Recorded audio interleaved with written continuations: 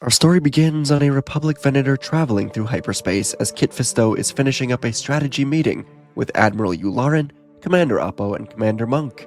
They were en route to Utapau, and this decision was made just hours ago, in a council meeting before the true meeting when Anakin joined. At first, the idea was going to be to send Kenobi to Utapau, while Anakin stayed on Coruscant to spy on the Chancellor.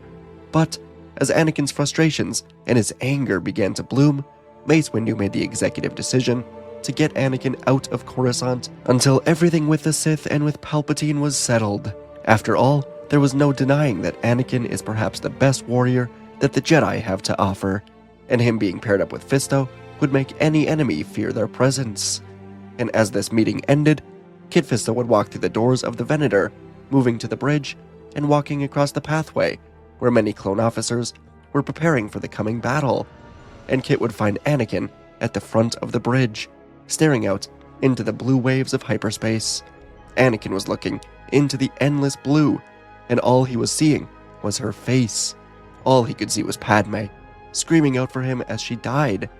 The nightmares were plaguing his mind, but Anakin was noting that the further away he got from Coruscant, the more he felt the darkness was slipping away from his mind. When Anakin joined the council meeting and was informed he would be going to take care of Grievous, he was pleasantly surprised.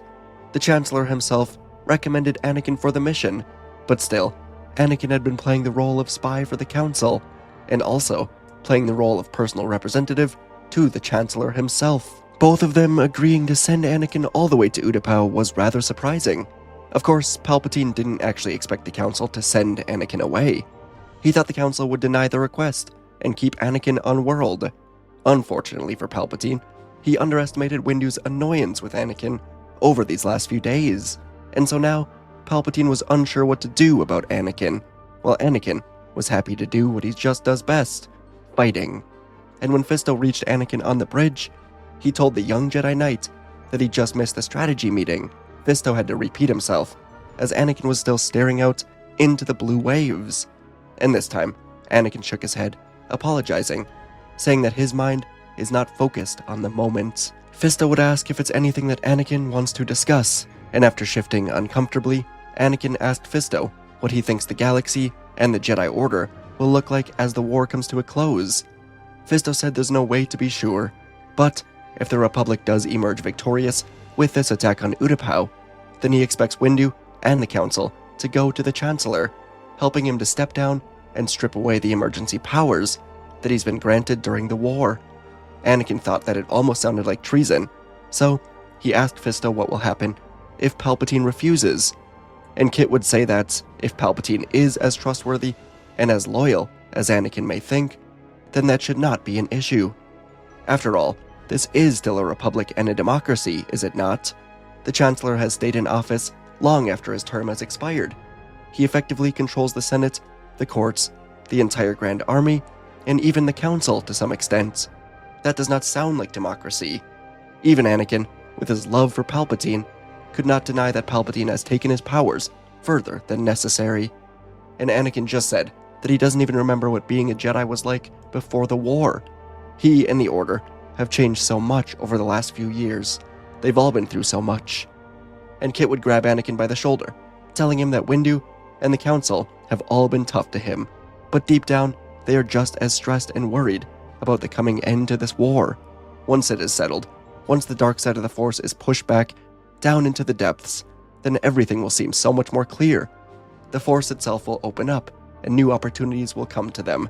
Ideas and clarity will be set free from the darkness. And with a smile, Kit just said that the entire war is in their hands, and the final approach for Utapau would begin, as Fisto gave Anakin the rundown of their plans. And back on Coruscant, as Anakin was away from the world, Obi Wan would go to Padme's apartment, knowing that he was free to speak with her, without Anakin coming to interfere. Their conversation would start in a friendly manner, as both of them discussed where the Senate and the Jedi Council were in their hopes for ending the war after Grievous is destroyed. But Obi-Wan would soon get into his thoughts about Anakin, and Padme would try to hide the truth for as long as she could.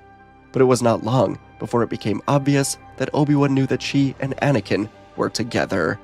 Obi-Wan would admit that he's always pretended not to know of their relationship, for Anakin's sake, because it made Anakin happy unlike anything else before.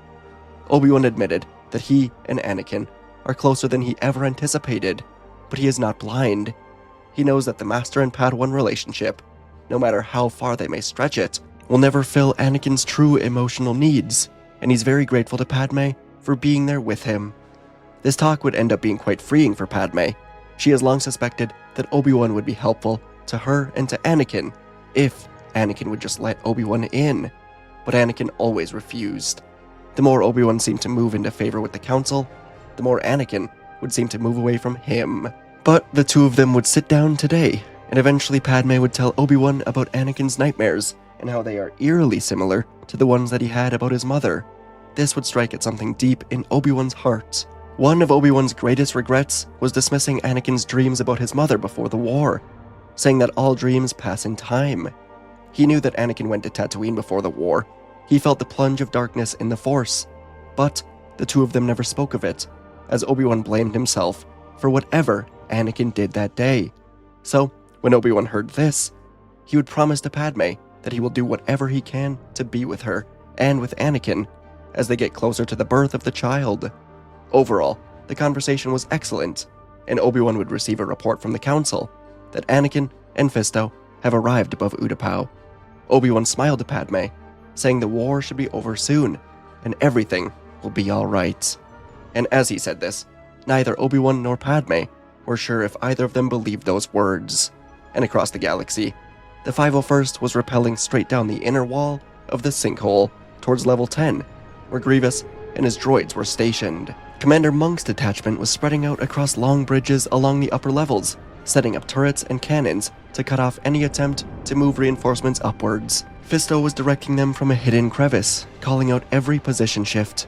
Anakin, per usual, was taking a more direct route, leading Oppo and his company down the central lift corridor, carving open the lift doors and dropping right into the center of the droid staging area. The opening clash began as Anakin smashed through the first wave of droids, driving them backward, where 501st snipers were laying down heavy fire. The goal was to create enough chaos to force Grievous to evacuate and put himself into a corner. For now, Fisto was staying hidden, waiting for the general to make his move. Commander Monk's troops were dropping bombs onto the advancing crab droids, and the clones were beginning to split the command lines. Grievous finally joined the fight, blades ignited, but Anakin was taunting him, baiting the cyborg into a path where Fisto would be waiting. The battle quickly turned brutal, as clones and droids were engaging in what many clones knew could be the final fight. They were giving it everything they had, fighting for their brothers and for the Republic. Grievous would choose to evacuate, and Anakin and Fisto would be close behind him, moving to a landing pad just over the massive sinkhole, where Grievous's starship was waiting. The clones and the droids would continue their chaotic fight, and the Republic was turning the tide in their favor. But before Grievous could make his escape, Anakin and Fisto would finally emerge together, igniting their blades right in front of Grievous. Grievous would not hesitate. He sprinted right at them, claws scraping sparks off of the metal, forearms ignited with sabers. Two blades would slash horizontally at Anakin, the other two would strike down at Fisto. Anakin met the strikes with a hard block, sliding one blade aside and striking at his wrist. Grievous twisted unnaturally, bending backwards like a spider, and the strike would miss just by inches. At the same time, Fisto ducked under the downward cut, then drove forward, with a swing aimed at Grievous's chest. Grievous retreated a step, sweeping a leg at Fisto's ankles. Fisto flipped over it cleanly, but the moment he landed, Grievous was attacking again. Anakin pushed the assault, slamming into Grievous with an overhand strike that was meant to break through the raw strength. Grievous would block with all four sabers, and then he pushed forward, throwing Anakin to the ground. Grievous jumped forward, all four blades spinning into Anakin's, but Fisto intercepted the strikes by leaping in front of Anakin. Grievous pushed forward again, and Fisto's saber was ripped from his hand. So, Fisto flipped around, landing on Grievous's back, ripping away at the plating.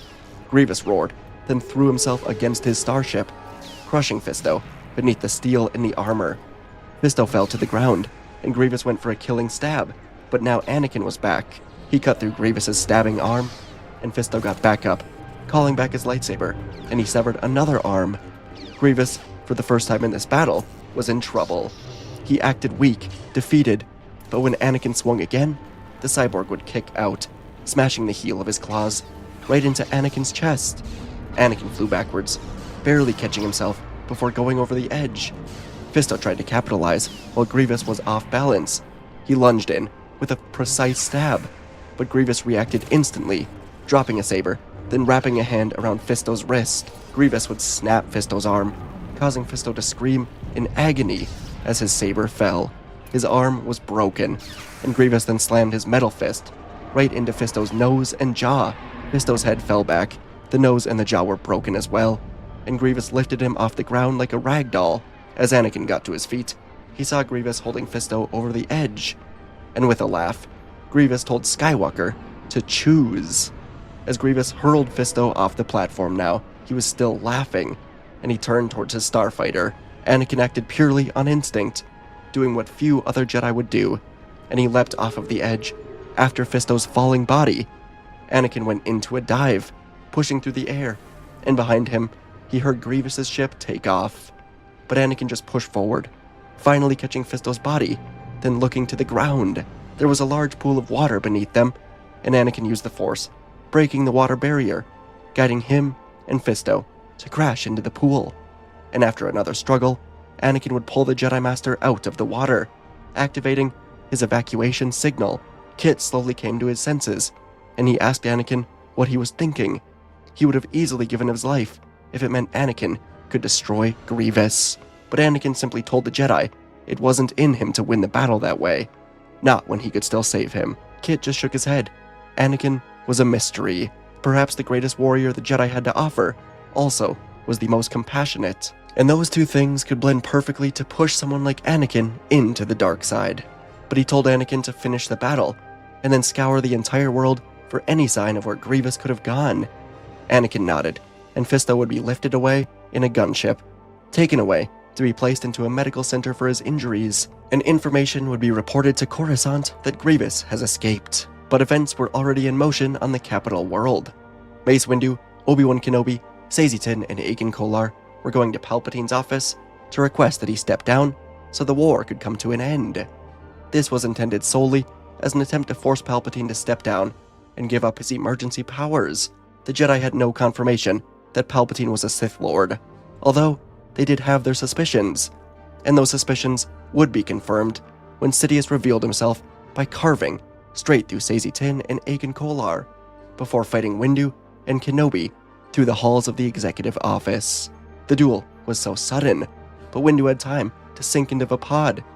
Kenobi went into full defensive mode, but it would not be enough. As the trio emerged into the main office, Sidious cut across Obi-Wan's leg, then blasted him into the wall with lightning. The fight became Windu versus Sidious, and in the end, Windu would push Sidious into a corner, and as the Sith Lord fell, he was blasting lightning at Windu in a battle of attrition. But in this time, Anakin would not be here to save him. Instead, Obi-Wan would return with just a small gash in his leg, and he would get to Windu and Sidious's side. There would be no conflict in who to choose. Obi-Wan would cut through Sidious's hands, cutting off the lightning. And to Obi-Wan's surprise, Windu finished the job, cutting through Sidious's head. Obi-Wan said he thought they were here to arrest him, but Windu told Kenobi he was far too dangerous to be left alive, and Windu would return to the council, while Obi-Wan would go to Padme, telling her everything about Palpatine being a Sith and being executed by the Jedi. Padme said she will try to organize a committee to support the Jedi, but unless Grievous is destroyed, the Senate will see this act as premature and perhaps treasonous. They need proof of Sidious's wrongdoings, and they need the war to end. But luckily, on Utapau, Appo and Anakin would uncover flight logs from the terminal in the main Separatist holdout. They would discover that the Separatist Council transport is en route to Mustafar, and that must be where Grievous has gone as well. Anakin would be organizing his fleet to reroute for the lava world when he would check in with the Council and learn the truth of what has happened.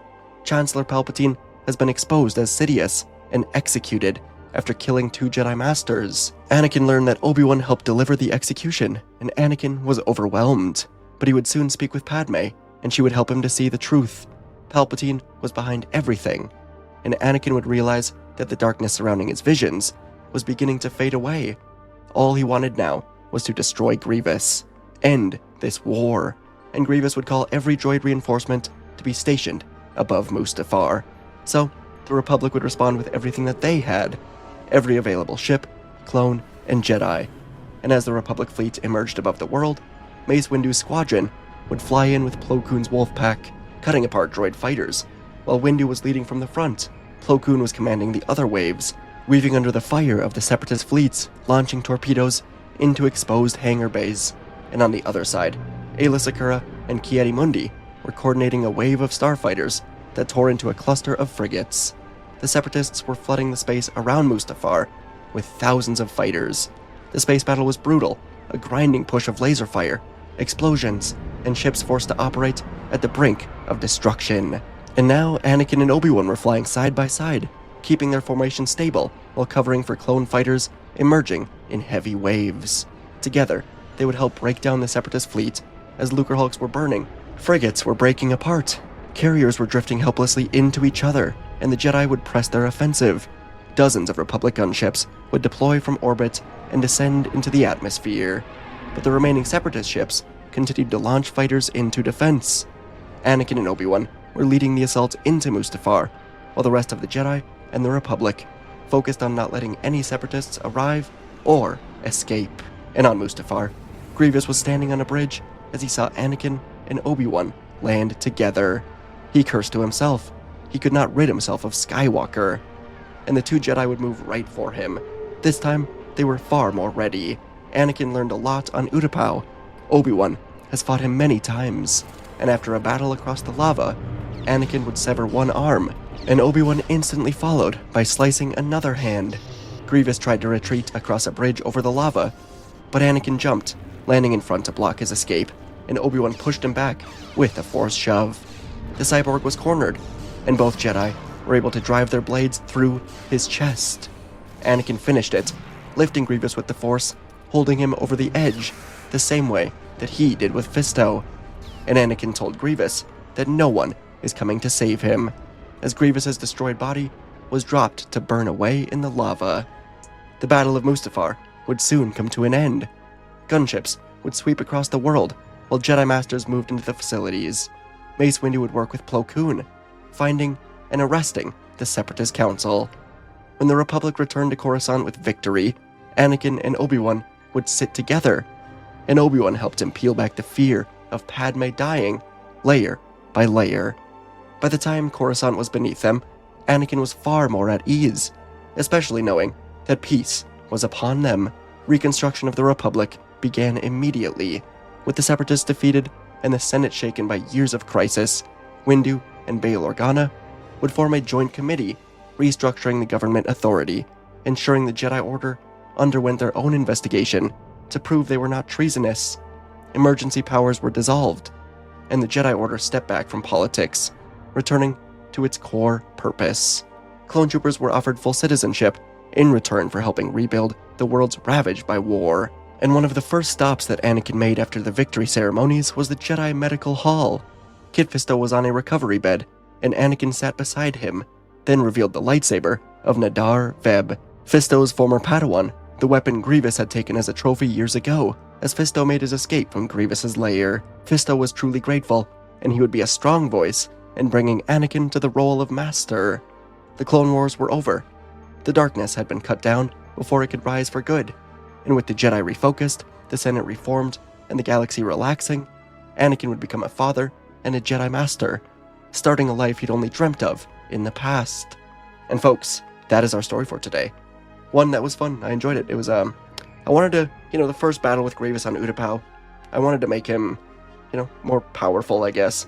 And I've done a lot of these stories on Utapau where I think Grievous just, dies quickly. So I thought, hey, what if he just beats the crap out of Kit Fisto? And, Anakin ends up having to choose to save him. And I do think, it's a choice that not every Jedi would make to go and save Fisto. In the Revenge of the Sith novelization that I reference all the time, Obi-Wan, Yoda, Windu, they all talk, they're like, hey, if I could sacrifice you to end the war, I'd do it right now. And all of them are like, yeah, duh. And so, anyways, I think Fisto would let Anakin die if it meant ending the war. But I wanted to give Anakin the compassion that makes him who he is. So, hope you guys enjoyed. Let me know what you want to see next. Appreciate you all. and I'll see you in the next video.